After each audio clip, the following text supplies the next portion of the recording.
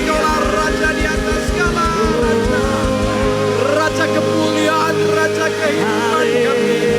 Oh, wala hase, hina hina magara suci. Haleluya, haleluya. Yesus kuasa kasih jiwa kami. Yesus pujian, kemuliaan, sesembahan sepanjang masa. Tiada bandingannya. Haleluya. Menalah hasil. Kisah nama Yesus.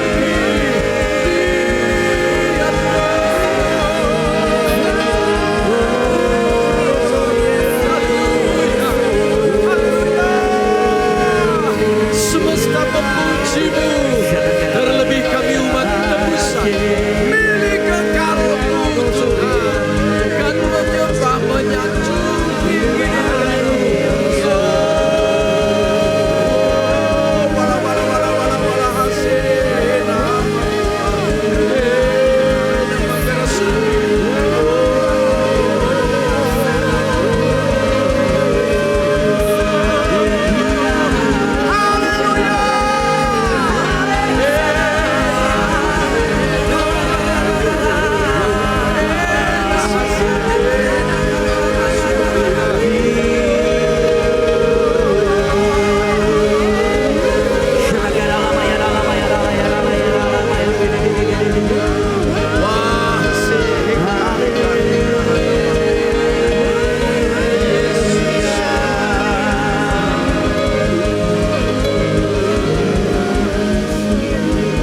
Wala hasil nama Terima kasih Bapa untuk saat indah dalam lawatan Tuhan malam hari ini.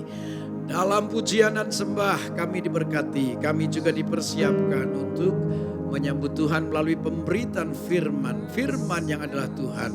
Kuasanya sangat sempurna dan tidak akan pernah kembali sia-sia. Ruangan ini pun sudah dipercik dengan darah Yesus. Sudah dinyatakan sebagai teritorial kerajaan. Inilah ruang lawatan, inilah ruang kehadiran Tuhan, inilah ruang perjumpaan khusus kami dengan Tuhan dan Tuhan dengan kami. Roh Kudus Tuhan, mari seleluasa mungkin Kau beracara dan menjamah setiap kami. Berbicaralah ya Bapa, kami siap duduk diam dan mendengarkannya. Dalam nama Tuhan Yesus Kristus kami pun berdoa. Haleluya. Amin. Beri kemuliaan, kemuliaan, gegap gempita bagi Bapa. Haleluya, haleluya, haleluya, glory. Puji Tuhan, silakan duduk. Shalom. Wow, rasanya saya sedang berhadapan dengan komunitas kokoh. Sudah 4 kali pemberitaan ya, berarti sudah hadir anak-anak Tuhan yang kokoh bahkan tak tergoyahkan. Puji Tuhan. Nah, hari ini yang kelima harusnya semakin mantap, confirm. Tidak akan goyang lagi, gak akan goyah lagi. Halo? Memang perbincangan kita Alkitabiah jelas bahkan menjadi kebutuhan dasar masa kini. Saya gambarkan dulu sekilas pintas ya, sejak Maret 2020. Ketika pemerintah menyatakan resmi corona melanda Nusantara, perkembangan lanjut maka bertumbangan berjatuhan. Kena PHK, bangkrutnya perusahaan dan seterusnya. Bahkan di dunia pelayanan, 1 tahun setelah corona memasuki negeri ini, beberapa rekan hamba Tuhan melakukan survei dengan melepaskan sejumlah pertanyaan yang saya terkejut hasilnya saudara-saudara. Karena tergambar 20 hingga 25% baik per pribadi jemaat, per komunitas gereja atau yayasan atau persekutuan, per pribadi pendeta, saudaraku hamba Tuhan pun. Jadi gambaran kurang lebih sama, 20 hingga 25%. Nah Bapak Ibu, jadi kalau lah digambarkan ada 100 pendeta, berarti kurang lebih 20 hingga 25 orang gugur, itu jumlah yang besar. Apalagi saya perbesar menjadi 1000 pendeta, hamba Tuhan, berarti 200 hingga 250 gugur. Itu sungguh memprihatinkan, tapi itulah fakta. yang kita lihat hari-hari ini. Saya kok percaya Roh Kudus melepaskan pesan melalui Ibu Silvi untuk keluarga besar AOC, agar keluarga besar AOC yang pada umumnya adalah imam-imam kerajaan tampil kokoh bahkan tak tergoncangkan. Enggak amin ya, kelihatannya Anda enggak tertarik, enggak apa-apa. Atau mungkin sudah kokoh dari dulunya. Halo, harapannya ya. Jadi mari tampil dan menjadi sebuah keteladanan agar memang orang menyimpulkan beda kok. Kalau kita benar di dalam Tuhan, tampil beda. Apapun yang terjadi, tetap kokoh. Amin. Haleluya. Bahkan ada pertanyaan yang menuju ke masa depan, karena kurang lebih nih salah satunya. Kalaulah nanti corona tiada, kembali seperti sedia kala, yang kembali beribadah berapa persen, angkanya juga mengejutkan. Karena yang muncul kurang lebih 45%. Selebihnya terperangkap di zona nyaman, online. Saya enggak nyindir Anda yang sedang online, tapi ibadah sebaiknya Anda hadir di sini. Enggak amin ya, saya enggak dengar yang online, enggak dengar. Oke, itu dia saudara-saudara. Ya ini masa penampian, betul, yang berkualitas akan tetap di tangan sang penampi. Kalau gabuk, saya takut Anda lepas dari tangan sang penampi. Karena makna ibadah ya ketika kita hadir di rumah Tuhan, di bait Allah. Halo, takutnya ada yang online merasa ibadah, sembari ibadah puji Tuhan, sembari ngopi, makan kacang, korek kuping, jegang, jegang? Angkat kaki, tidak sopan banget berhadapan dengan raja di atas segala raja. Sekedar himbauan, hai anak-anak Tuhan yang senang online, mari kembali hadir. Amin. Entah dalam negeri pun luar negeri, mari hadir agar disinilah kita sepakat menyatu, lawatan Tuhan dinyatakan, mujizat pun terjadi. Haleluya, ada yang yes, berarti yang di balik sana, di balik acara yang ikut online juga yes kan? Amin, yes, amin. Haleluya, baik.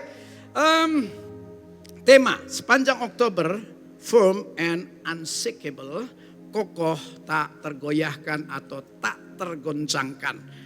Ayat yang menjadi acuan Lukas 6 ayat 47 dan 48. Pada ayat 48 jelas ada kata kokoh ya, juga tak tergoyahkan atau tak tergoncangkan. Jadi memang perbincangan tentang firm and unshakable ini Alkitabiah, ada di Alkitab.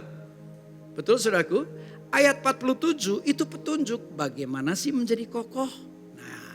Tapi ternyata setelah saya pelajari, sebelum kita masuk pada petunjuk 3 langkah konkret agar menjadi kokoh, ada prakondisi.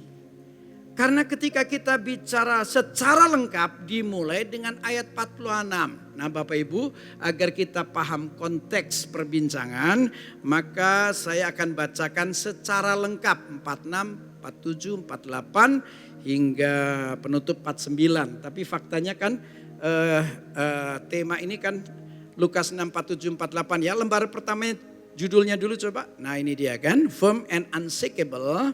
Itu dari Lukas 6 ayat 47, 48. Namun supaya tahu konteksnya, mari saya bacakan lengkap Lukas 6, 46 mulai.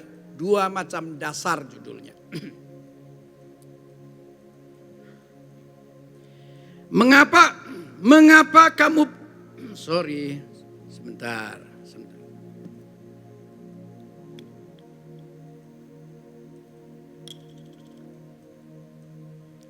Mengapa kamu berseru kepadaku, Tuhan, Tuhan, padahal kamu tidak melakukan apa yang aku katakan?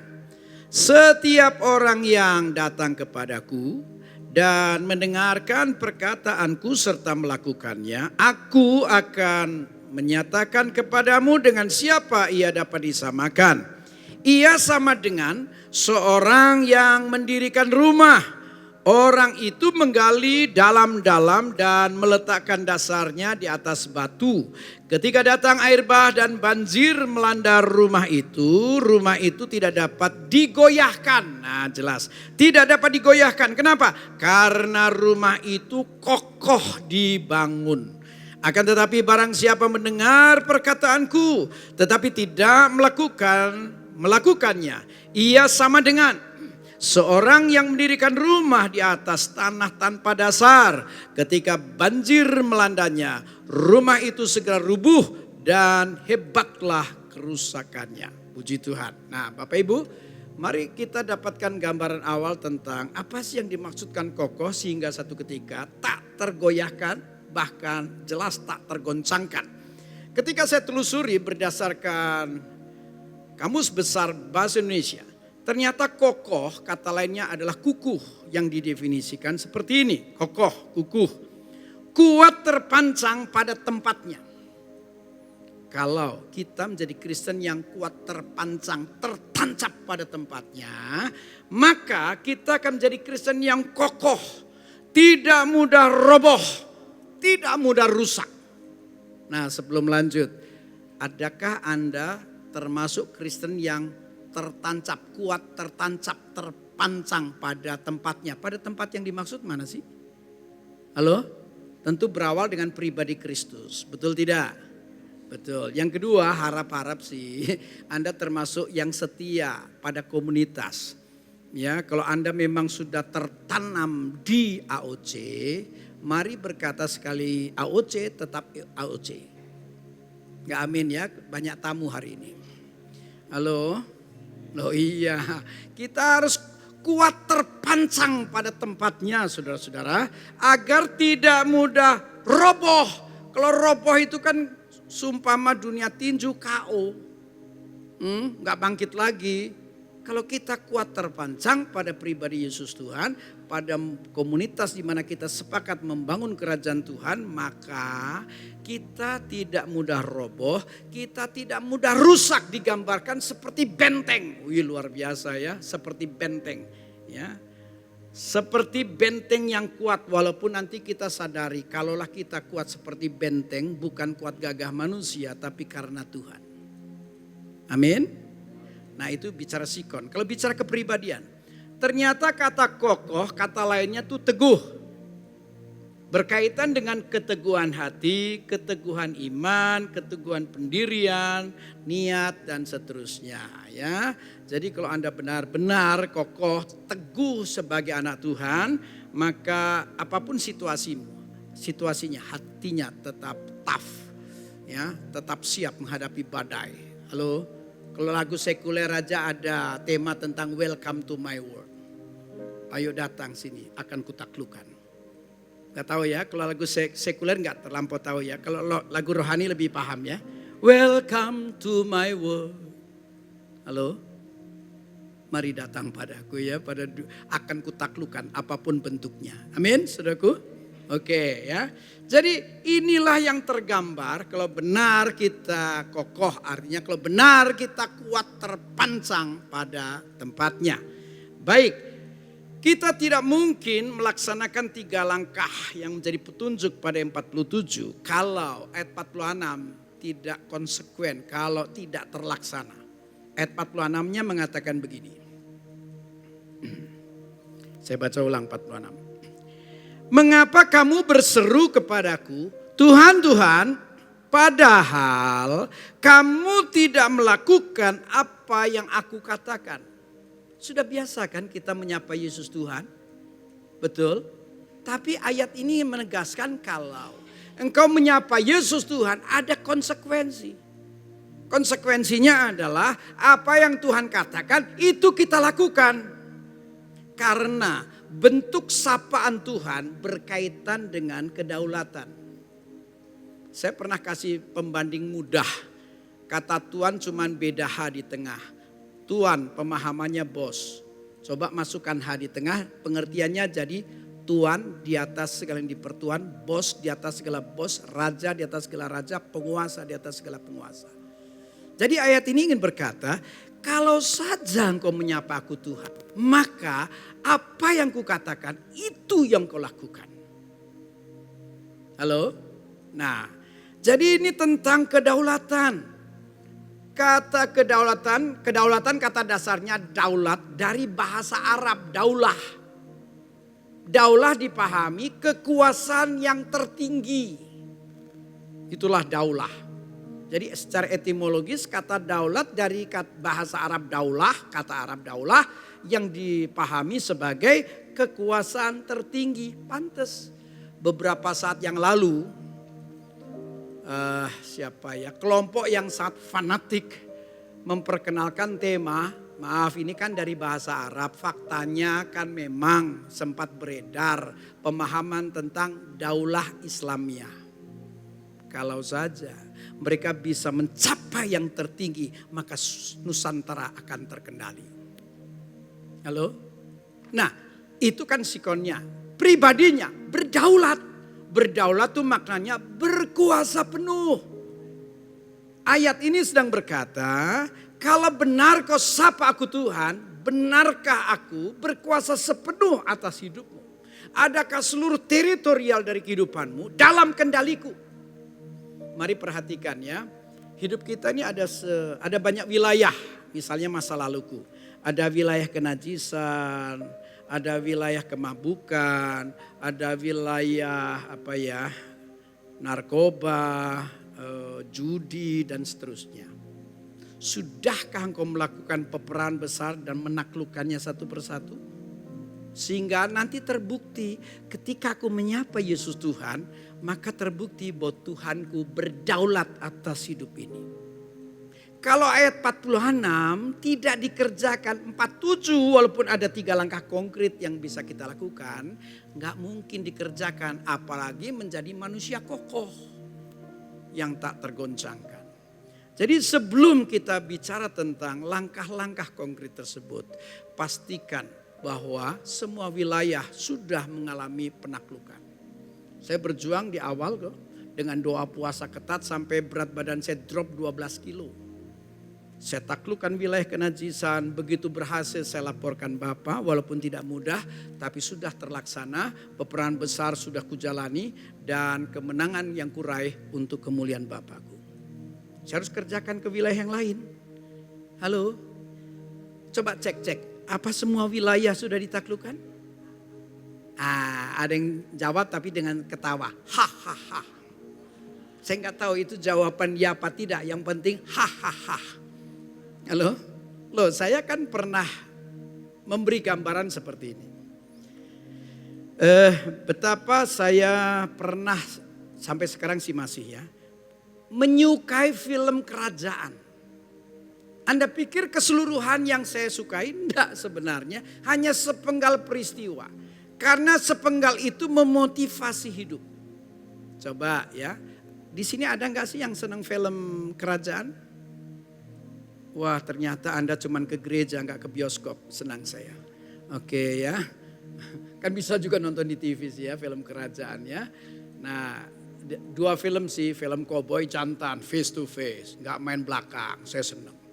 Ya, film kerajaan sepenggal peristiwa, seorang raja bicara dengan seseorang, ya, yang banyak bicara biasanya raja kan ya, betul ya?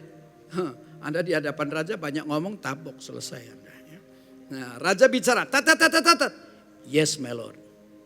Nanti kaisar ke raja bicara lagi, terus dijawab, yes my lord. Halo? Setelah dia beranjak dari hadapan raja, biasanya dia akan maju ke medan perang. Karena di dalam masa kerajaan, budaya perang memang ada.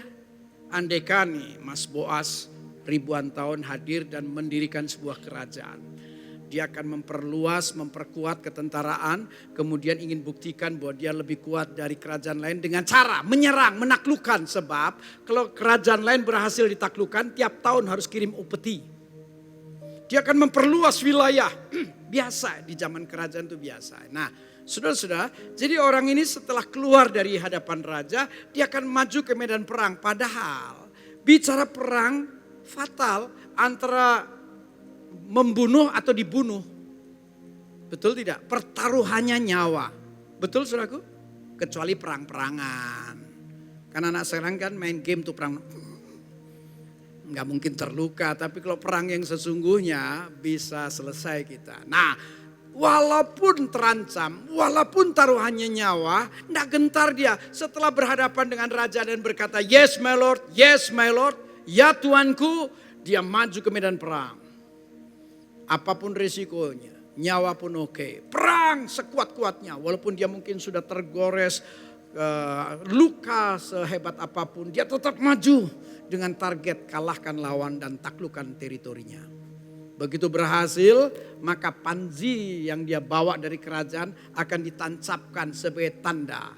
Wilayah ini sekarang di bawah kekuasaan raja yang kulayani. Dia akan cepat balik ke hadapan raja sembari melaporkan baginda raja. Peperangan besar luar biasa, nyawa saya terancam tercabut berulang kali. Tapi aku tidak gentar. Hingga satu ketika lawan kerajaan sebelah sudah ditaklukkan. Sudah kuberi tanda bahwa wilayah itu di bawah kekuasaan raja. Kemenangan yang kuraih kupersembahkan bagi kemuliaan raja. Ayat 46 menantang kita. Mau jadi kokoh? Benar? Buktikan kedaulatan Tuhan. Loh, saya kan melakukan dalam anugerah. Taklukan satu persatu hingga satu ketika lawatan semakin dinyatakan. Halo, Kris Muntu yang sampah dan tidak mungkin jadi hamba Allah. Secara bertahap diberi kemampuan untuk melaksanakan tugas kerajaan. Hingga hari ini tahun ke-39 di ladang Tuhan sebagai hamba Allah saudaraku. Hamba Allah saudaraku. Gak lucu ya, gak apa-apa. Belum. Iya kan? Halo, kita gak bisa langsung ke 48, ke 47 saja gak bisa. Buktikan dulu dong kedaulatan Tuhan. Betul? Loh, lengkapnya kan dari 46, gak bisa lompat langsung 48, 47 pun gak bisa. Sepertinya kan mau bilang gini, percuma kamu itu. Mengapa kamu berseru kepadaku Tuhan, Tuhan, padahal kamu tidak melakukan apa yang aku katakan. Kalau engkau sapa aku Tuhan, ketahuilah berkonsekuensi.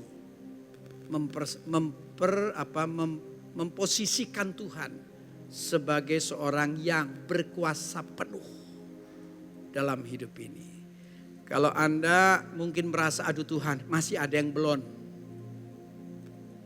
Setidaknya Anda berkata Tuhan ampunkanlah. Karena aku rindu dapat melakukan 3 langkah sehingga aku benar kokoh sebagai hambamu, sebagai anakmu. Enggak amin ya, karena udah 4 kali ini udah kokoh semua nih. Berat pengkhotbah terakhir ini berat. Halo, sudah kokoh ya? Senang saya ya. Wow, hebat. Kalau memang iya, semua wilayah sudah ditaklukkan. Termasuk tipu daya, kan katanya orang bisnis ada yang komentar, Pak, zaman begini, lah dagang nggak pakai tipu, susah untung Pak, susah. Halo, ada orang dagang? Ini 10 perak nih udah modal nih, nggak ada untung saya ini. Halo, nggak ada ya, pegawai semua ya. Pegawai ya, terima gaji tetap pegawai, mepet. Oke, baik. Nah Bapak Ibu, mari kita benar mengarah pada kekristenan yang tangguh. Nah mari kita masuk pada 47, di situ kita temukan 3 langkah. Setiap orang yang 1 datang kepadaku, 2 mendengarkan perkataanku, 3 dan melakukannya. Nah, ini 3 langkah. Kalau Anda benar komit membuktikan kedaulatan Yesus sebagai Tuhan atau tadi sudah rekomitmen. Nah sekarang lihat ada 3 langkah yang harus kita kerjakan. Yang kita kerjakan adalah mendatangi Tuhan. Tapi kata datang itu bukan sekedar datang. Karena kata datang bahasa Yunaninya erkomai. Erkomai itu gairah. Gairah cinta. Kenapa Kristen walaupun beribadah tidak kunjung kokoh? Karena engkau masuk ke ruang ibadah tanpa gairah. Loh, kalau Anda datang dengan gairah cinta, cara memuji beda, cara menyembah beda, cara mendengar firman Tuhan juga beda. Setuju gak sih? Loh, bicara Kristen yang mendatangi Tuhan, beribadah kepada Tuhan, itu kan aslinya bicara pertemuan dua sejoli yang saling mencintai. Setuju? Pihak Tuhan sampai tetes darah penghabisan, sampai puncak derita salib Golgota, ia ingin berkata, aku mengasihimu sehingga seluruh kehidupanku persembahkan untukmu. Kalau kita ngaku cinta Tuhan, dua sejoli. Halo? Mau dalam lisan, lafal pun lantunan lagu harus ada gairah cinta. Anda masuk sini mestinya sudah ada cinta yang membara sehingga ketika engkau jangankan melafalkan, melantunkan, kan ada pujian nanti. Kelihatan kok kalau orang punya gairah cinta. Kalau enggak, jangan-jangan nyanyinya asal-asalan. Allah kita heran dan besar. Oi, Allah yang heranlah. Oi, oi, oi apaan? Kalau punya gairah cinta, bedalah. Setuju enggak sih? Iya, ya toh. Iya, kalau kita mau ketemu kekasih, wih, rasanya dari ubun-ubun tuh sampai bawah nyut. Jatuh cinta juta rasa lah pokoknya. Betul ya? Ya, yang deket siapa sih? Masa cuman Mas Boas yang dikorbankan ya? Mas Boas kan sudah menikah tapi masa cinta dulu waktu pacaran. Waktu menghampiri kekasih pasti ada gelora cinta dong. Betul enggak? Betul enggak? Ngomong pasti nadanya beda dong. Masa ngomong sama kekasih, sesungguhnya aku mengagumimu. Sungguh dari hatiku yang paling dalam. Aku tidak bisa hidup tanpa dirimu. Gak mungkin lah. Bisa jadi berhadapan, mata ketemu mata, ekspresinya gemesin. Dan orang kalau sudah kena racun cinta, bukankah super kreatif? Iya dong, betul nggak? Apapun bisa dibahas, semut lewat pun bisa dibahas. Lama, ya kan? Orang boleh saja nggak banyak kata, tapi kalau udah kena racun cinta, kreatif. Mau 2-3 jam cepat habisnya, setuju? Firman Tuhan berkata, Erkomai, kalau saja engkau mendatangiku dengan gairah cinta, engkau pasti akan mengalami Tuhan. Saya khawatir Anda masuk ruangan ini tanpa gairah. Pastikan kita seorang yang bergairah dalam Tuhan. Amin. Lo rumah tangga saja kalau enggak menjaga gairah cinta, selesai kita. Rumah tangga cuman rasanya greget di zaman bulan madu, begitu madunya habis tinggal bulannya. Aduh berat. Tapi gairah cinta harus tetap dijaga. Nanti ada pertolongan untuk kembali ke cinta mula-mula. Kan bulan madu konflik dewasa. Nah di masa konflik nih. Ya, ini luka bisa dalam. Tapi dalam anugerah kalau kita jaga gairah cinta, kita dikembalikan ke cinta mula-mula. Setuju? Ini kan ada istri saya saudaraku. Kita sama-sama umur 67. Tapi di umur yang sudah setua ini, ya elah setua ini. Belum terlampau keriput sih. Ya, ketika mata ketemu mata masih ada kekaguman. Ketika tangan ketemu tangan masih ada getaran. Bahayanya begitu keluar, banyak wewe gombel yang menarik. Banyak yang menarik. Ya, itu dia. Jadi pastikan kita menghampiri Tuhan dengan erkomai. Amin. Amin. Kalau Anda tertarik untuk menjadi kokoh, ini petunjuk. Tapi tadi prakondisinya. Kamu menyapa ke Tuhan, kamu harus menaklukkan semua wilayah agar di bawah kekuasaan Tuhan. Saya kalau tidak melakukannya repot loh. Jangankan jadi anak Tuhan, jadi hamba Tuhan apalagi. Maka harus melakukan perang besar-besaran. Dan setiap kali saya merasa itu bisa ditaklukkan. Aku menghadap Rajaku, Roh Kudus Tuhan berkata terima kasih. Diberi anugerah untuk melakukan peperangan dan melakukannya. Kemenangan yang kurai, ku persembahkan untuk kemuliaan-Mu. Ini saya sampai ada dramatisasi gini loh. Agar tergambar bahwa itu harus dilakukan. Amin. Petunjuk yang kedua kan tidak hanya soal mendatangiku, ya, dan mendengarkan perkataanku. Dengar perkataan Tuhan. Anda hadir di sini bukan Anda saja yang bicara melalui pujian penyembahan.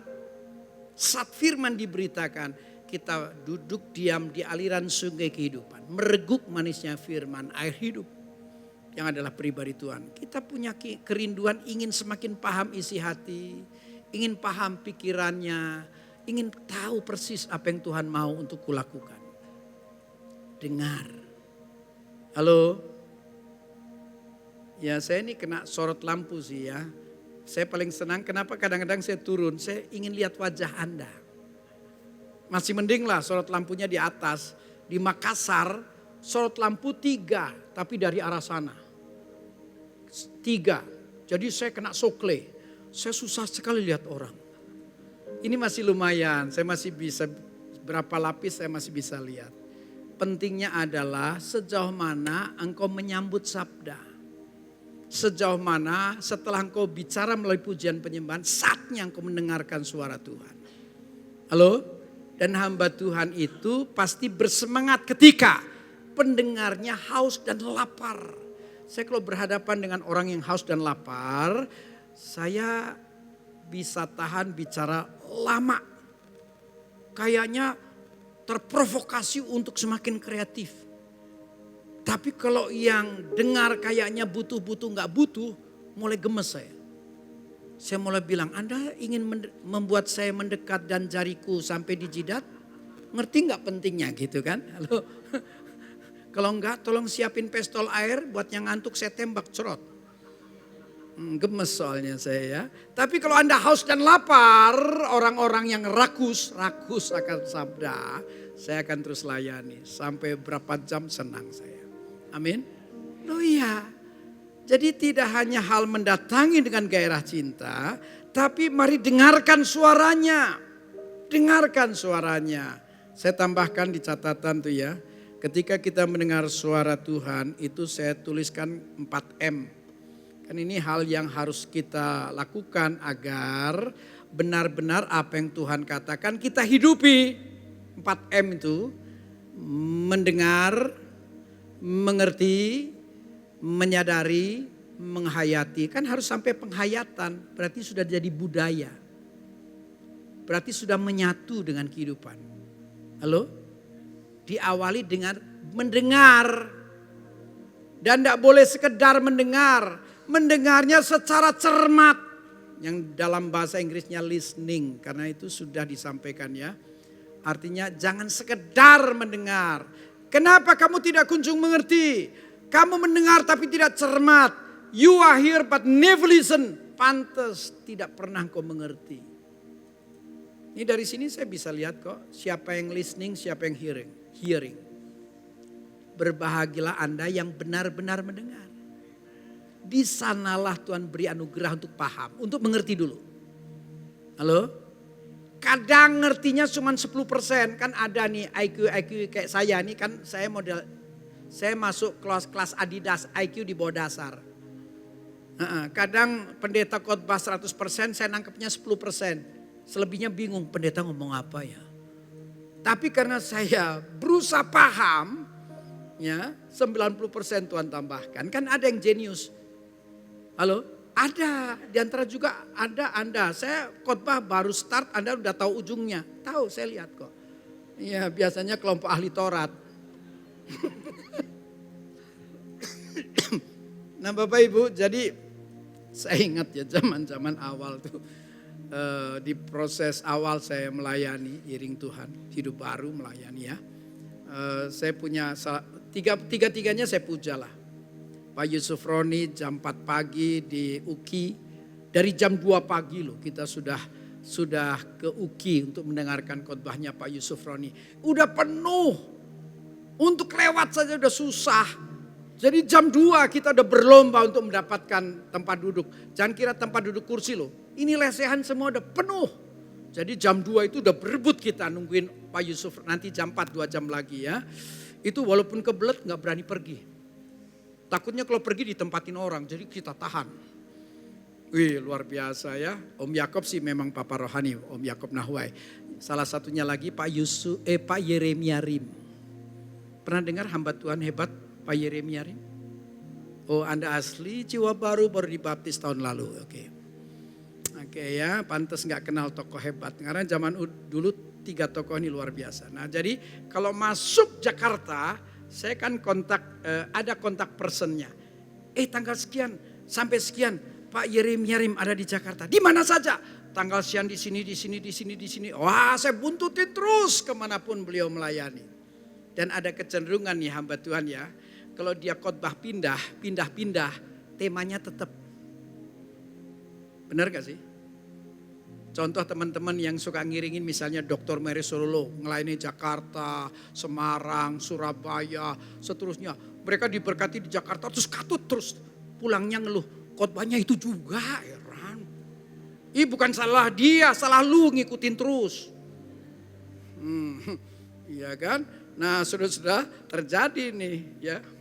Saya buntutin terus ya karena pindah-pindah cenderung kok saya juga begitu.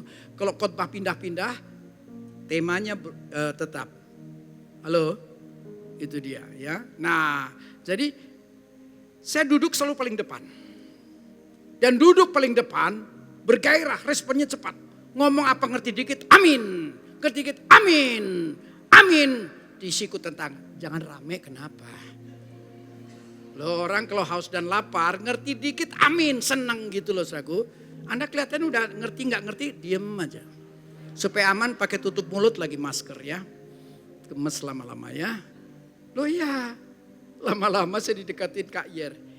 Kamu kok kayak Roh Kudus sih? Di mana saja ada kamu itu.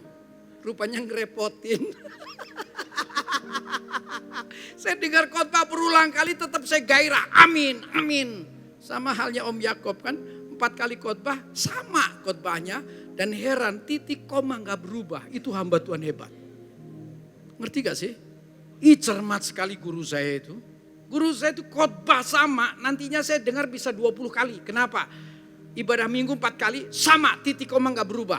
Besok KKR di mana saya worship leader, KKR di mana worship leader. Khotbahnya sama, bisa 20 kali saya dengar dan saya tetap bergairah. Haleluya. Amin. Amin. Loh, kalau Anda bergairah, itu firman tetap baru. Enggak akan pernah kadaluarsa. Kenapa satu ketika Anda ogah buka mulut? Karena Anda yang pertama tidak erkomai. Kalau Anda erkomai, pasti Anda mendambakan. Tidak hanya lawatan, sekedar lawatan, tapi suaranya. Amin, Bapak Ibu. Dengar. Makanya siapapun hamba Tuhan yang bertugas, dengar dengan baik.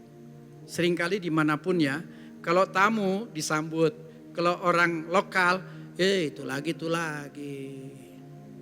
Makanya di gereja lokal kan suka kalau datang tuh langsung lihat depan. Ada tamu apa enggak ya? Ada. Kalau enggak ada tamu, siapa yang khotbah hari ini? Si itu. Dia lagi. Halo, siapapun yang khotbah.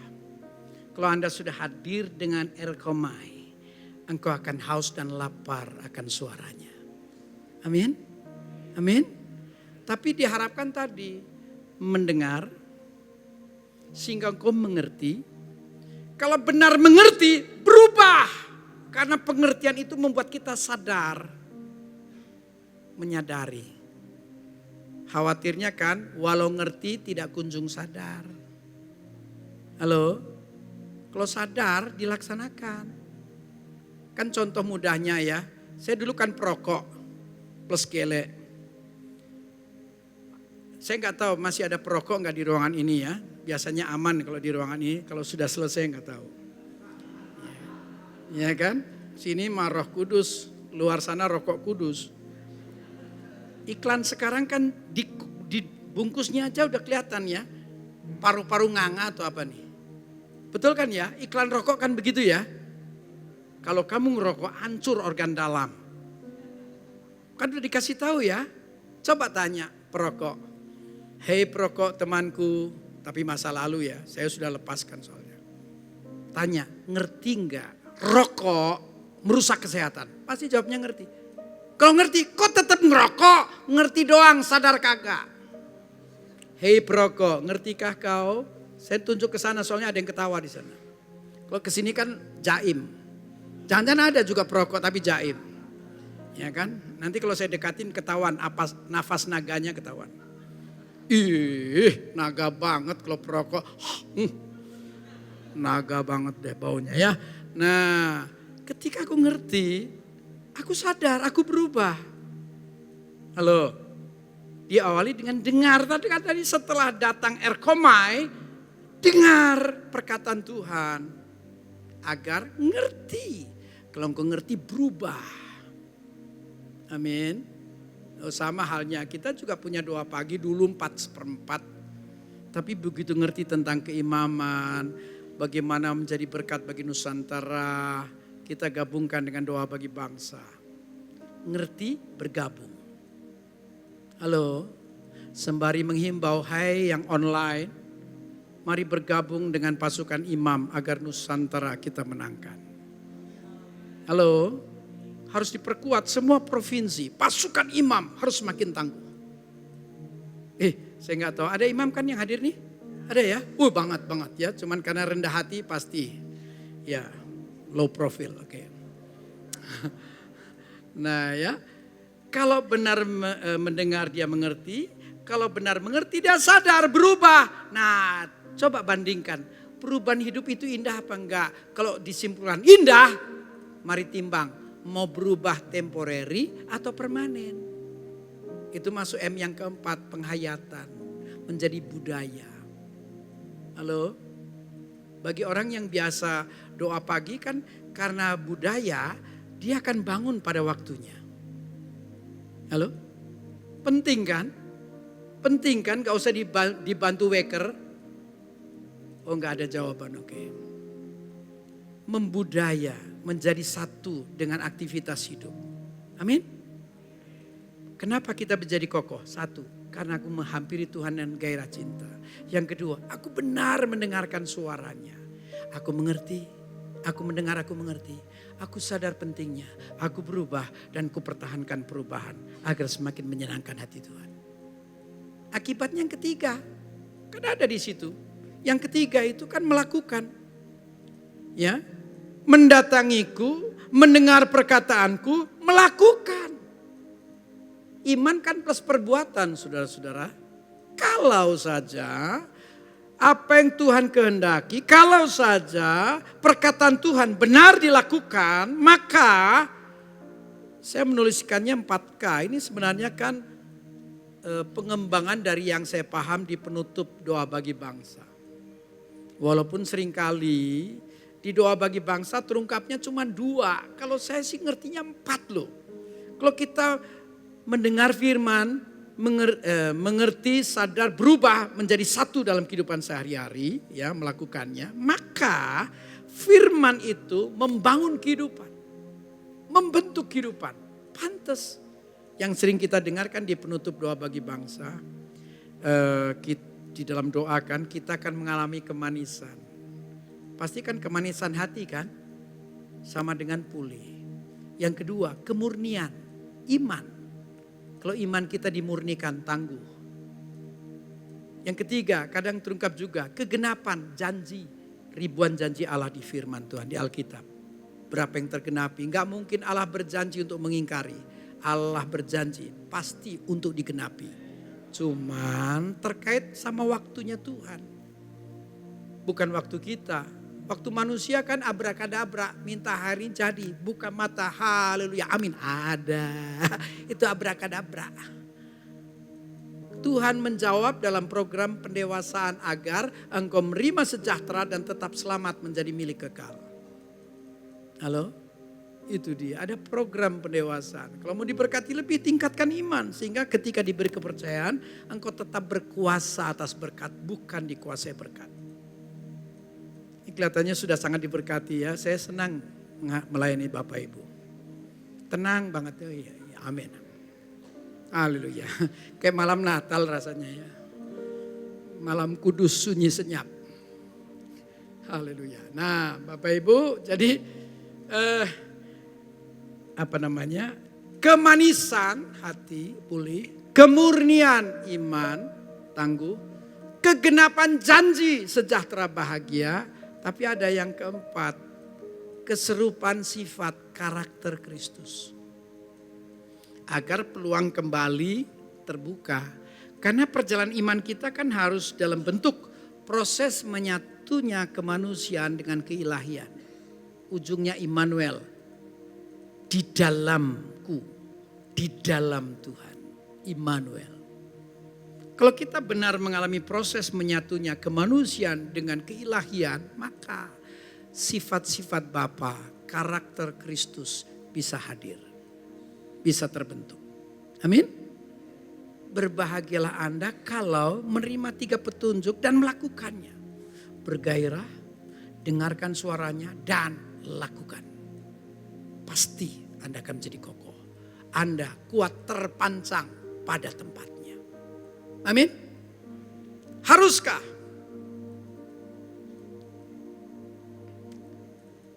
Ayat 48 digambarkan seperti ini. Tadi kan kalimatnya, setiap orang yang datang kepadaku, mendengarkan perkataanku, serta melakukannya, aku akan menyatakan kepadamu dengan siapa ia dapat disamakan. Ia sama dengan seorang yang mendirikan rumah rohani, kehidupan iman percaya. Dia seperti seorang yang mendirikan rumah. Orang itu menggali dalam-dalam dan meletakkan dasarnya di atas batu. Ketika air bah dan banjir melanda rumah itu tidak dapat digoyahkan karena rumah itu kokoh dibangun. Pentingkah menjadi kokoh dan tak tergoyahkan, tak tergoncangkan? Penting. Karena dimungkinkan pada satu ketika hadir air bah. Kalau air kecil kan gak mungkin bikin banjir. Yang bikin banjir kan air skalanya bah. Ini pasti penulisnya orang Batak ini. Orang Batak ini pasti nih. Iya kan? Bilang air besar gitu loh. Ngapain sih? Air bah. Halo Horas, apa kabar? Oh iya, ingat saya waktu dikomentari ya. Kan sekarang berumah tangga nih standar 2 anak. Betul, 3, banyak. Betul enggak? Iya, 4, berani kau. Iya kan? 5, gila lu. Nah padahal saya 10 bersaudara. Pak Kris nggak sesuai dengan program Repelita ya. Pak Kris tuh KB-nya bukan seperti keluarga berencana, KB-nya keluarga besar. 10, saya si sulung lagi. Ya kan? Teman lain bilang ini KBB Pak, keluarga besar banget. Kawanku Tapanuli, KBBB, keluarga besar banget. Bah, artinya lo yang bikin banjir tuh air bah. Maksud saya lucu. Tak lucu nanti saya di hotel saya ketawa sendiri. Saya konsumsi sendiri udah biasa itu. Nah ya, di sini pentingnya ya, karena satu ketika bisa saja ada banjir yang melanda. Bagaimana caranya agar kokoh? Digambarkan menggali dalam hingga ditemukan bagian yang keras.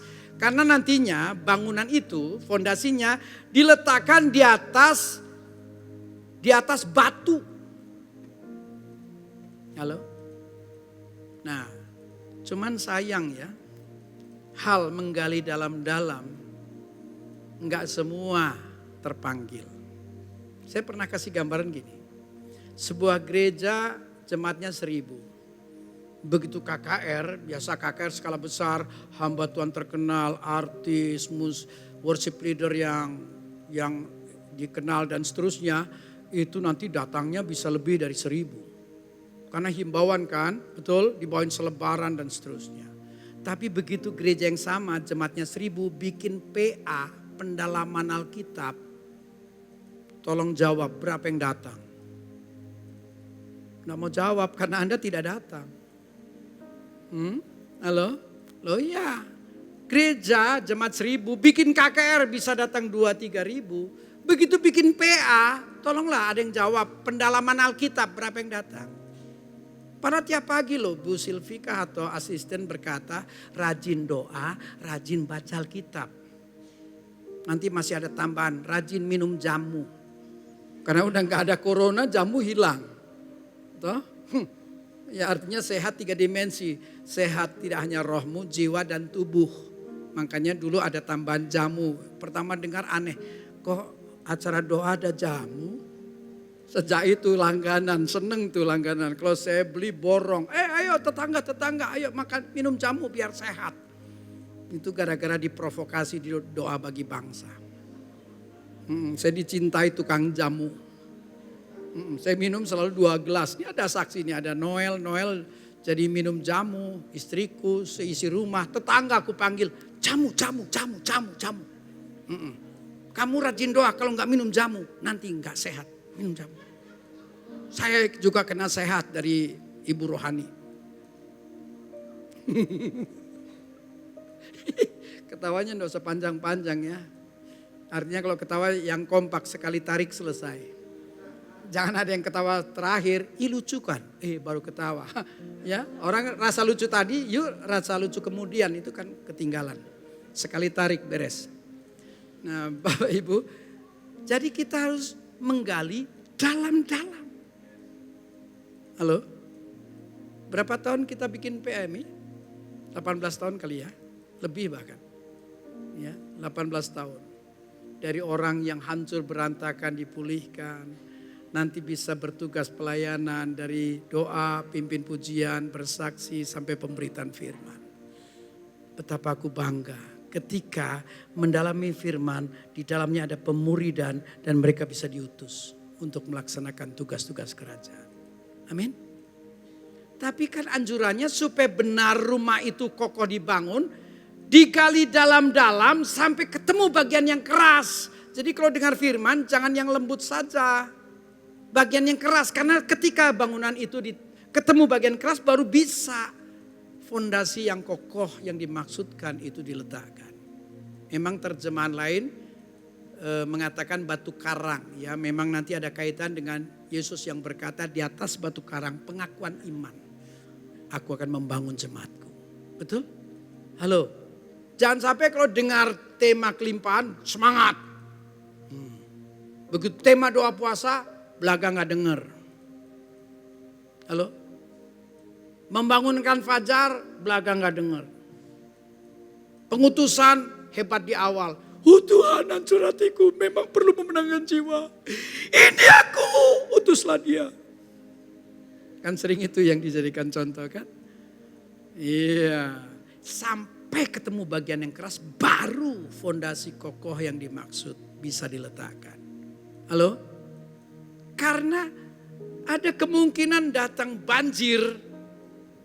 Ya, karena ini tadi dikaitkan atau digambarkan dengan kuat seperti benteng dan kita kuat seperti benteng karena anugerah karena Tuhan. Ya, kalau kita benar mendengar suara Tuhan dan melakukannya, reward. Allah dalam nama Yesus memposisikan diri agar kita benar, tangguh dan aman. Ya, digambarkan seperti kota benteng.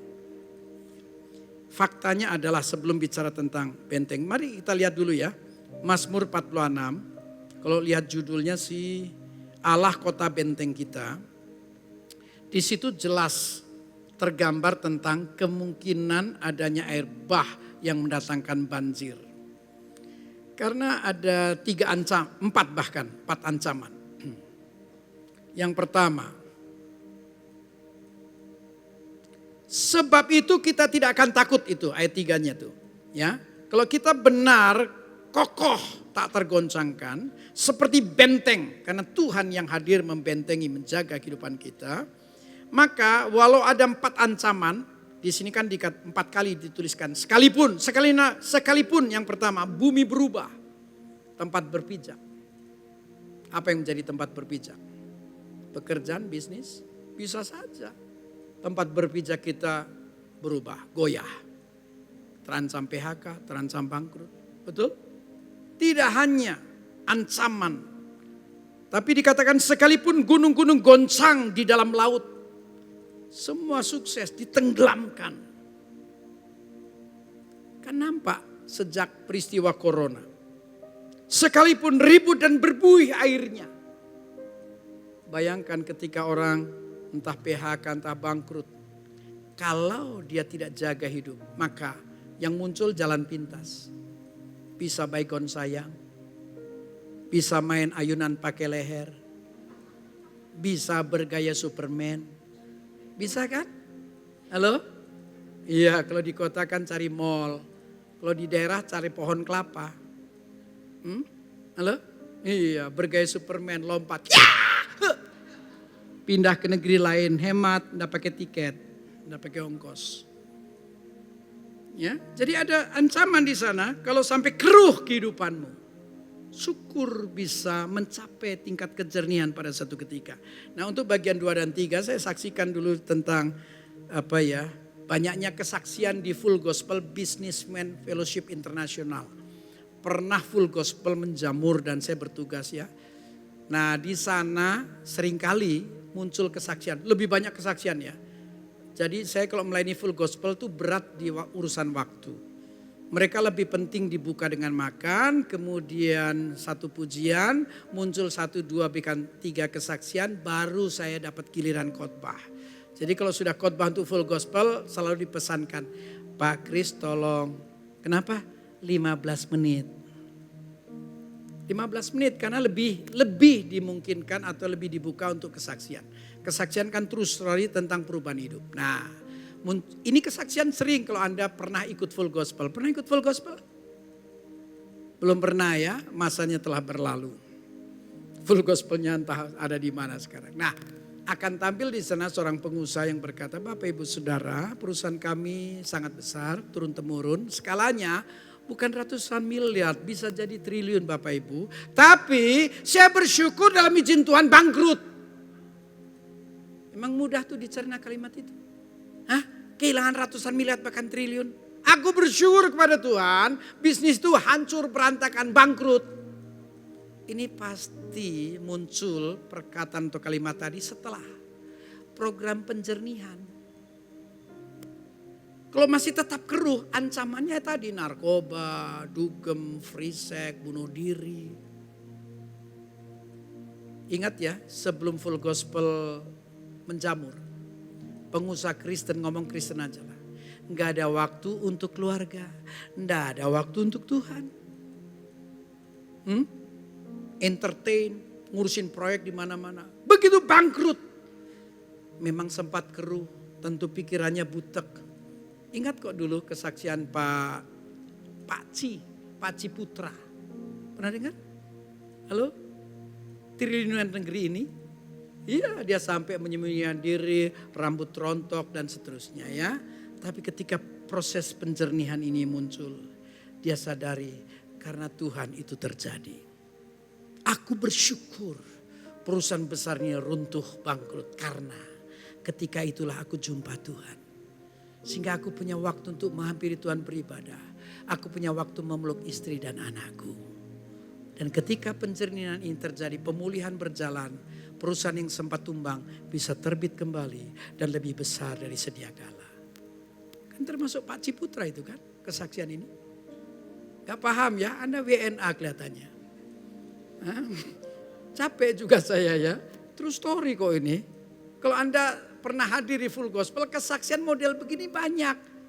Ada orang dengan bisnis besar bersyukur bangkrut karena ketika aku tenggelam itulah aku menemukan Tuhan. Ini kan Alkitabiah. Ingat gak Mazmur 23 yang sering kali disebutkan di doa pagi? Judulnya Gembala yang Baik. Loh, katanya gembala yang baik, kenapa ayat 4-nya lembah kekelaman? Begitupun kalimatnya berkata, gadamu dan tongkatmu penghiburan akan daku. Siapa yang mau masuk lembah kekelaman? Ada yang mau? Karir lembah, bisnis lembah, pelayanan lembah. Gak ada yang mau. Tapi heran, gadamu dan tongkatmu. Tongkat stick, disiplin. Gak ada, kalau kamu sudah disiplin masih belum juga berubah, hancurkan sekalian. Itu nada PL, nada PB. Saya baca aja kalau PB. Bagian yang E7 saya baru ngeh sebenarnya. Saya biasanya hanya 5 dan 6. Karena saya dengar di YouTube ada hamba Tuhan nyinggung bagian ini. Saya, Ibrani, tolong tampilkan. Ibrani 12 ayat 5 mulai, tolong tampilkan. Dan sudah lupakah kamu akan nasihat yang berbicara kepada kamu seperti kepada anak-anak? Kita semua anak Tuhan ya? Halo, anak Tuhan. Hai anakku, janganlah anggap enteng didikan Tuhan dan janganlah putus asa apabila engkau diperingatkannya. Lanjut, hingga 8 nanti. Karena Tuhan menghajar orang yang dikasihinya dan ia menyesah orang yang diakuinya sebagai anak. Jika kamu harus menanggung ganjaran,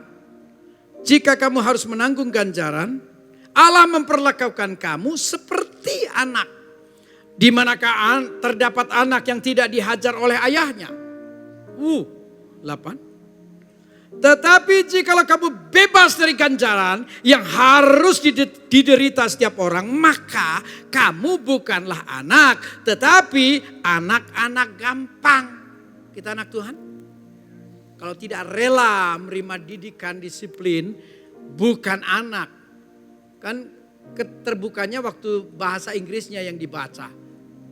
Anak haram, bastard. Kalau kita anak, relakan. Sayang tidak selalu belayan, sayang bisa pukulan. Nggak amin ya, Anda senangnya dibelai. Menghadirkan kerapuhan, kena badai runtuh. Halo? Bisa saja sayang itu pukulan. Nggak amin ya, nggak apa-apa. Ada 4 loh, tempat berpincaknya goyang, semua sukses ditenggelamkan, masa yang keruh yang membuat kita menemukan jalan pintas. Yang keempat, andai kau yang tersisa, jangan sampai kau kehilangan penolong. Bagaimanapun kita butuh Tuhan yang akan menjadi kota benteng.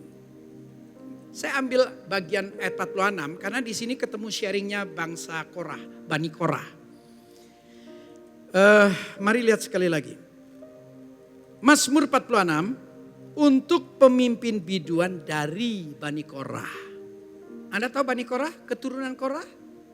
Anda tahu Bapak Korah itu bagaimana? Salah satu pemimpin yang satu ketika melawan Musa, Allah murka. Allah menghukum terbelah bumi dan ditelannya. Tahu ya cerita ini ya? Loh, anak-anaknya bisa kecewa. Anak-anaknya bisa marah. Tuhan, marah-marah hukum si hukum, tapi jangan gitulah, itu bapak gua. Saya beberapa kali layani misalnya, entah bentuk pergumulan, entah sakit penyakit. Ya, saya mendoakan seorang ayah, pemimpin keluarga, tentu harapan istri anak adalah didoakan dan sembuh. Kalau fakta sebaliknya, mereka merintih. Kenapa? Masih butuh. Kenapa Tuhan? Halo? Bisa kecewa. Tapi keturunan Korah, Bani Korah dalam prosesnya nanti mengenal Allah dengan segala kehendaknya. Sehingga muncullah nih sharing Bani Korah. Kan Bani Korah bagian dari Lewi dengan tugas di bait Allah dalam hal pujian penyembahan. Betul ya? Betul? Manggut kayak apa heran betul ya. Di sini dikatakan dari Bani Korah dengan lagu alamot nyanyian. Ini memang nyanyian, tapi cara menyanyikannya harus secara alamot. Alamot itu sebenarnya istilah di dunia musik. Inilah suara nyanyian wanita muda, berarti menggambarkan mempelai. Kita mempelai Tuhan ya. Yang keras dan nyaring, itulah alamot. Memang nyanyian untuk Allah, tapi perdengarkan untuk dirimu. Itulah alamot, maksud alamot. Kebetulan ini memang sudah jadi lagu. Saya tidak tahu Anda masih ingat gak lagunya. Allah itu bagi kita tempat perlindungan dan kekuatan. Allah itu bagi kita tempat perlindungan dan kekuatan. Sebagai penolong dalam kesesakan sangat terbukti. Sebagai penolong dalam kesesakan sangat terbukti. Ini lagu. biasakan menyanyikan secara alamot. Apa sih alamot? Memang benar salah satu istilah dalam dunia musik. Cuman ketika ditampilkan di Mazmur, inilah nyanyian wanita muda yang nyaring dan keras dari Bani Korah. Disarankan, kamu mau kokoh, kuat, pujian yang kau berikan kepada Tuhan dalam gairah cintamu. Benar untuk Tuhan, tapi perdengarkan untuk dirimu. Karena kebanyakan lagu-lagu rohani kan firman. Betul? Halo? Bapak Ibu, ada yang tahu nggak sih lagu ini tadi yang saya nyanyikan? Musik tahu nggak sih? Yang tahu tolong angkat tangan. Ada yang tahu? Oh, lumayan ya. Karena ini nasihat agar kita menjadi seorang yang kokoh seperti benteng. Kan kita kokoh seperti benteng bukan karena kuat gagah manusia. Kita kuat seperti benteng karena Allah beracara. Amin. Kan di sini katakan kalau kau benar kokoh kuat seperti benteng, aku tidak akan takut walau tempatku berpijak goyah. Aku tidak takut walau puncak kejayaanku ditenggelamkan. Aku tidak takut walau kadang transisinya menjadi sangat keruh. Dan salah-salah aku menemukan jalan pintas. Aku tidak takut walaupun aku tersisa dan ancaman masih hadir di sana. Kenapa? Ada penolong sejati, ada pembela sempurna yang tidak akan pernah gagal. Ada, amin saudaraku. Oh sabar, please sabar. Mari kita belajar menyanyikan lagu apapun secara alamot. Coba kita nyanyikan lagu ini karena ini memang lagu. Oke? Musik boleh? Allah itu bagi kita tempat perlindungan dan kekuatan. Allah itu bagi kita tempat perlindungan dan kekuatan. Sebagai penolong dalam kesesakan sangat terbukti. Sebagai penolong dalam kesesakan sangat terbukti. Coba ulang lagi. Allah itu bagi kita tempat perlindungan dan kekuatan. Allah itu bagi kita tempat perlindungan dan kekuatan. Sebagai penolong dalam kesesakan sangat terbukti. Sebagai penolong dalam kesesakan sangat terbukti. Sekalipun kita jatuh pasti takkan tergeletak. Sekalipun kita jatuh pasti takkan tergeletak. Sebab tangan Tuhan selalu menopangku. Itu yang bikin kita kuat. Cuman ketahuilah ketika kau menyapaku Tuhan, buktikan bahwa aku berdaulat atas hidupmu. Semua wilayah harus kau taklukkan agar engkau bisa menghampiriku dengan erkomai. Dengan gairah cintaku. Engkau mendengar suaraku dan melakukannya. Di sanalah engkau sedang menggali dalam-dalam. Hingga kau temukan bagian yang keras. Dan fondasi yang kokoh itu akan segera terbentuk. Halo? Amin. Tapi nyanyi dulu lah sebelum saya close. Allah itu bagi kita tempat perlindungan dan kekuatan. Allah itu bagi kita tempat perlindungan dan kekuatan. Sebagai penolong dalam kesesakan sangat terbukti. Sebagai penolong dalam kesesakan sangat terbukti. Sekali lagi. Allah itu bagi kita tempat perlindungan dan kekuatan. Allah itu bagi kita tempat perlindungan dan kekuatan, sebagai penolong dalam kesusahan, sangat terbukti. Sebagai penolong dalam kesusahan, sangat terbukti. Sekalipun kita jatuh, pasti takkan tergeletak. Sekalipun kita jatuh, tapi takkan tergeletak. Sebab tangan Tuhan selalu menopangku. Sebab tangan Tuhan selalu menopangku. Sebab tangan Tuhan selalu menopangku. Haleluya, glory. Puji Tuhan. Satu tadi menggali dalam-dalam hingga ditemukan bagian yang keras. Sehingga di sanalah kita meletakkan dasar di atas batu. Sehingga ketika air bah dan banjir melanda, tidak goyah, kokoh dibangun. Kenapa?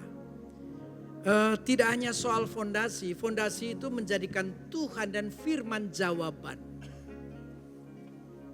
Kan lengkapnya rumah itu dibangun tidak hanya fondasi, pilarnya juga. Nah, kalau melihat dari sisi pilar, Maleakhi 2 ayat 10 hingga 16 menegaskan tentang 5 pilar yang harus ditegakkan. Tidak hanya fondasinya. Fondasi kokoh itu menjadikan Tuhan dan firman. Bagi Anda yang intim bisa langsung berbincang. Tapi bagimu yang belum intim, maka firman yang akan menjawab. Loh, bagi yang sering bergaul, Anda menghadapi apapun ada dialog. Anda berbincang. Betul, apalagi keluarga besar Bahtera. Sudah diajarkan, biasakan ngomong sama Tuhan. Biasakan tanya kehendak Tuhan. Kan itu warnanya Bahtera. Enggak amin ya, kebanyakan tamu ini. Amin ya, amin ya, amin ya. Amin, amin. Aduh. Oh Tuhan minum dulu ah. Bisa keselak saya. Nah, pilar ada 5 yang harus ditegakkan. Kebetulan 5 itu kan angka anugerah ya. Iya, yang pertama kalau Anda perhatikan Maleakhi 2, kudus kekudusan. Allah itu kudus. Kalau saja rumah tangga Tuhan, keluarga Allah ditegakkan pilar kekudusannya, lawatan Tuhan dinyatakan.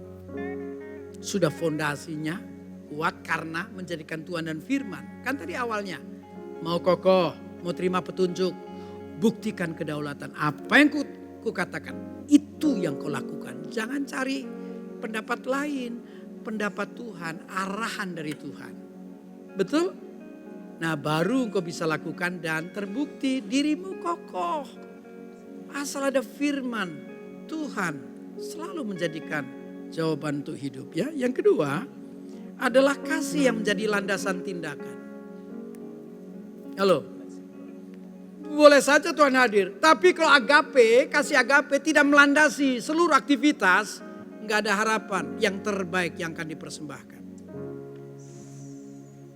Kasih kalau melandasi segalanya pasti termotivasi untuk yang terbaik yang diberikan.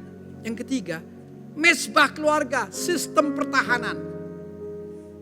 Mesbah, perjanjian lama kalau ngomong mesbah itu kumpulan batu, tumpukan batu atau kayu, kemudian ditaruh kurban, dibakar untuk menjadi dupa harum bagi Allah. Halo. Ini ada Noel nih di sini ya. Sejak Noel masih kecil loh, masih balita. Kami termotivasi menegakkan mesbah. Nanti sejak mesbah ditegakkan, banyak kejutan loh. Tidak hanya soal sistem pertahanan, lawatan, tapi juga reward-reward yang datang dari Tuhan semakin terbukti. Kami mengalami tahun-tahun awal tuh tahun yang terseok-seok. Betul. Tahun-tahun yang tidak mudah, lebih banyak air mata. Tapi ketika suami, istri, anak-anak menghadap Tuhan dalam mezbah. Ini ibadah tingkat 3. Tersulit, terbesar berkatnya. Ibadah tingkat 1 termudah, fellowship. Ini yang sedang kita lakukan. Ibadah tingkat 2-nya, ibadah pribadi. Hanya dengan Tuhan. Pujian, penyembahan, baca firman, aku hanya dengan Tuhan. Yang ketiga, mezbah. Tersulit. Tapi terbesar berkatnya. Kenapa sulit? Kita nih kalau fellowship bisa air mata jatuh. Betul nggak? Setuju nggak? Nanti dilawat Tuhan dalam pujian penyembahan firman, aduh air mata meleleh. Harapannya nggak hanya ketika berfellowship, ketika hanya aku dan Tuhan. Ketika memuji air mata meleleh, betul menyembah hancur hatiku. Ketika baca firman tidak sebatas logos, rema pun hadir.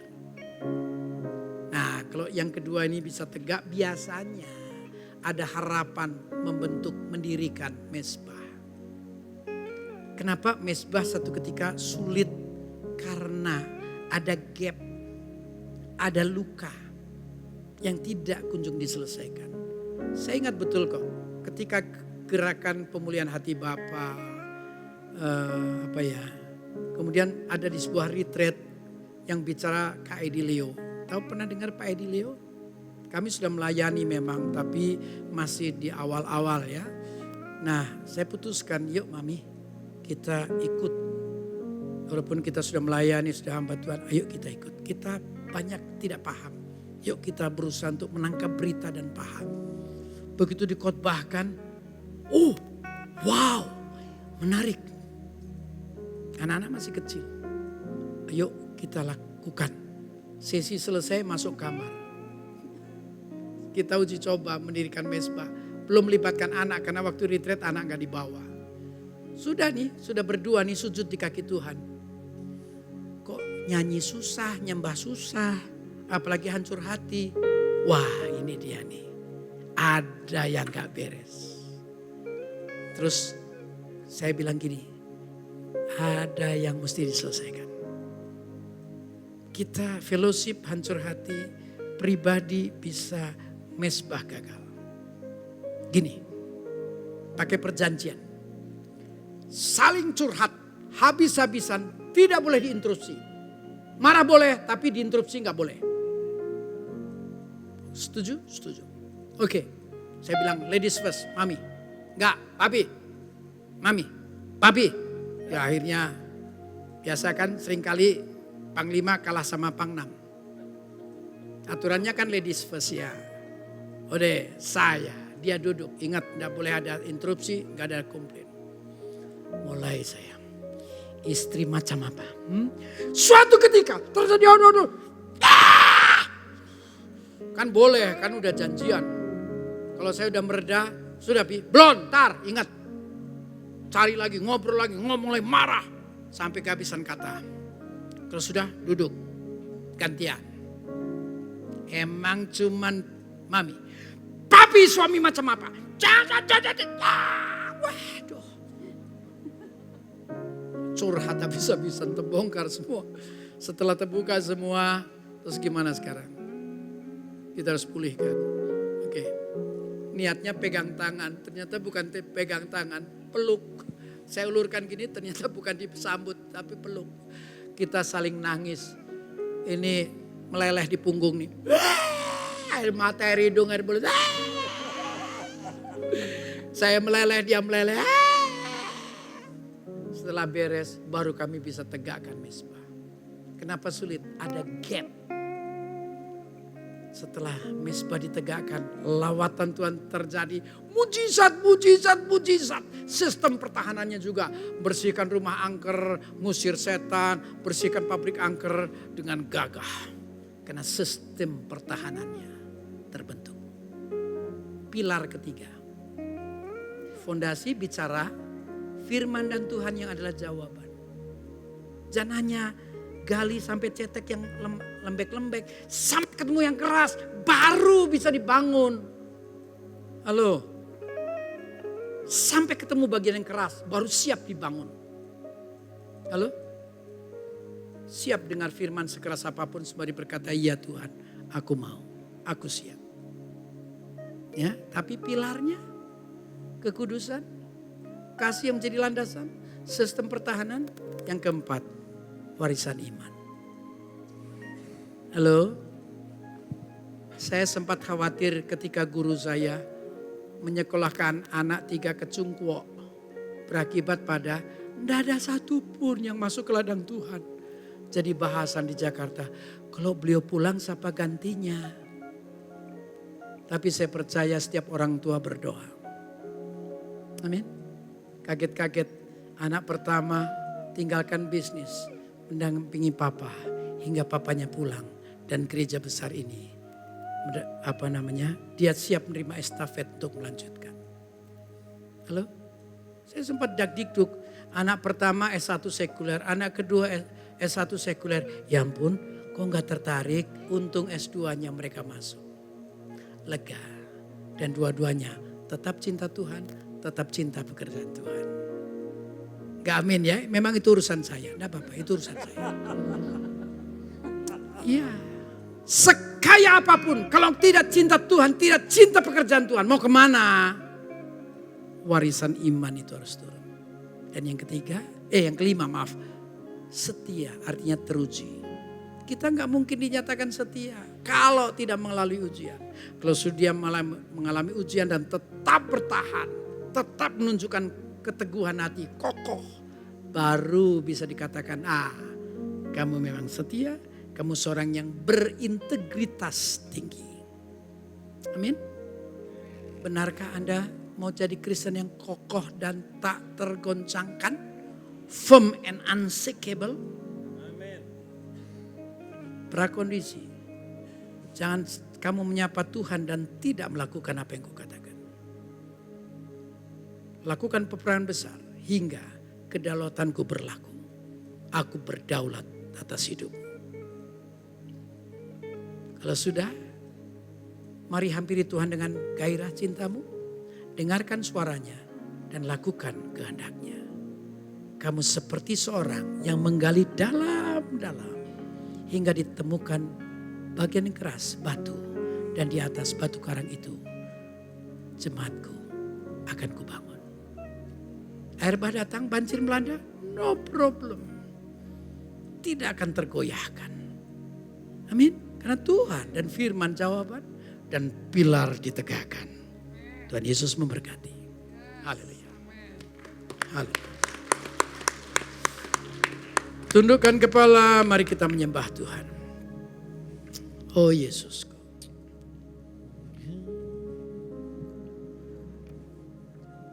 Sembah Tuhan. Haleluya. Haleluya. Oh, tiada yang lain. Tiada yang lain. Yesus, Yesus, Yesuslah saja. Yesuslah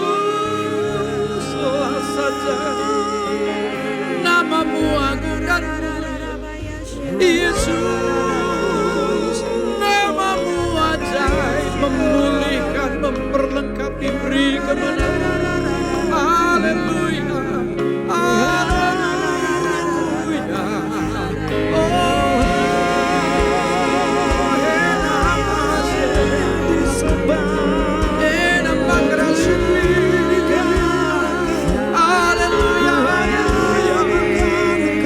Yesusku, pujaan hatiku, rindu lawatanmu, rindu mendengar suaramu, semakin mengerti isi hatimu Tuhan. Haleluya, glory, haleluya,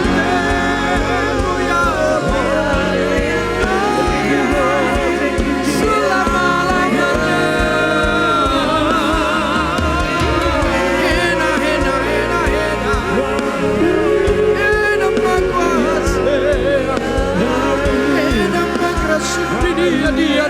Dia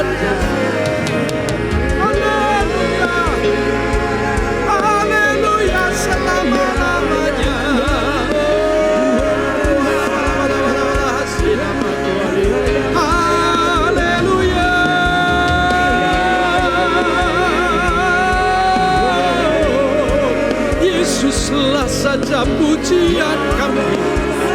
Yesuslah saja, Yesus kemuliaan hidup ini, Yesus sesembahan sepanjang masa.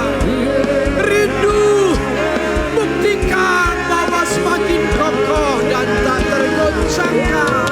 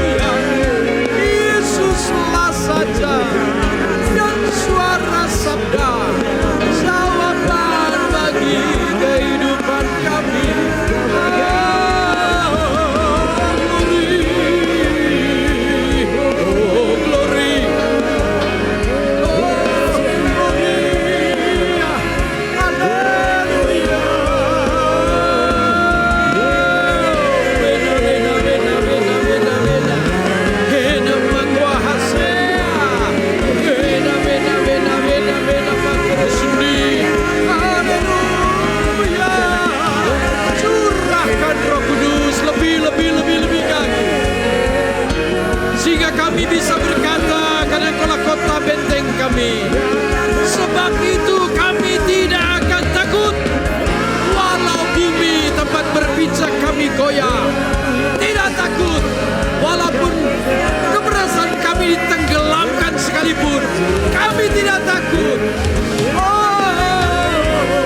Walau kami harus menjalani proses yang keruh, tidak takut, karena akhirnya kejernihan yang datang daripadamu.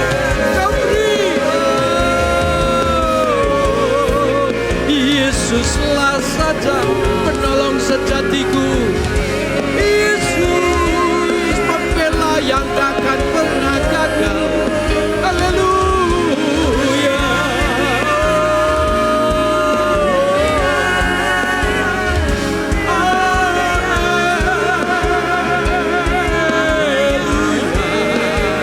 Wala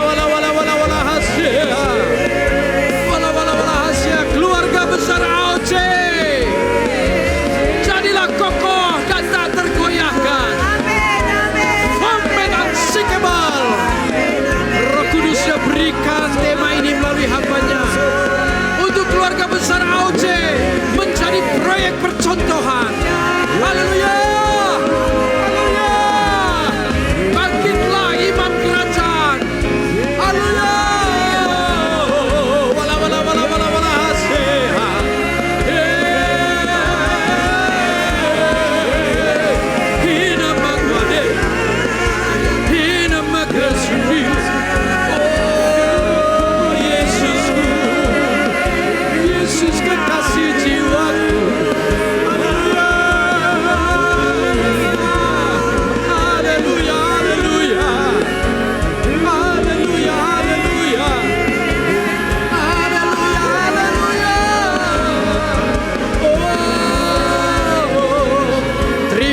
kemanisan hati karena Engkau melakukan firman. Terimalah kemurnian iman dan Engkau menjadi tangguh karena Tuhan. Terimalah penggenapan janji, Engkau sejahtera bahagia.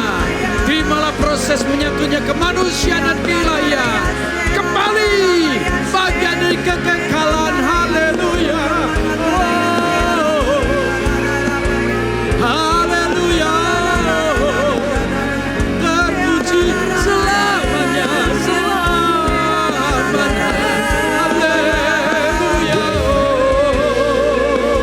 Wala wala wala.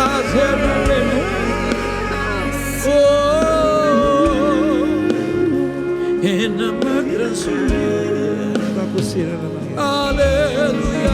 Tetap menyembah Tuhan. Tetap menyembah Tuhan. Hari ini harus menjadi hari bersejarah. Hari pemulihan. Karena kita sedang diarahkan untuk menjadi kokoh.